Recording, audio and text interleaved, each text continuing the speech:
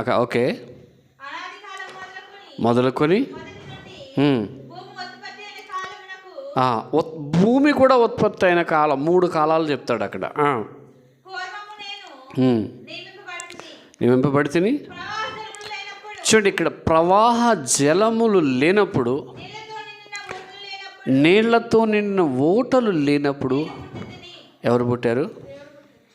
యేసుప్రభు పుట్టాడు.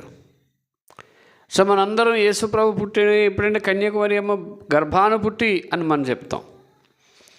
కానీ ప్రవాహ జలములు లేనప్పుడే, నీటి ఓటలు లేనప్పుడే అక్కడ 3 కాలాల గురించి చూసాం. పూర్వకాలం, అనాది కాలం, భూమి ఉత్పత్తి కాలం అన్నాడు. పూర్వకాలం, అనాది కాలం, ఉత్పత్తి కాలం, ఈ మూడు రకాలైనటువంటి స్థితిగతులు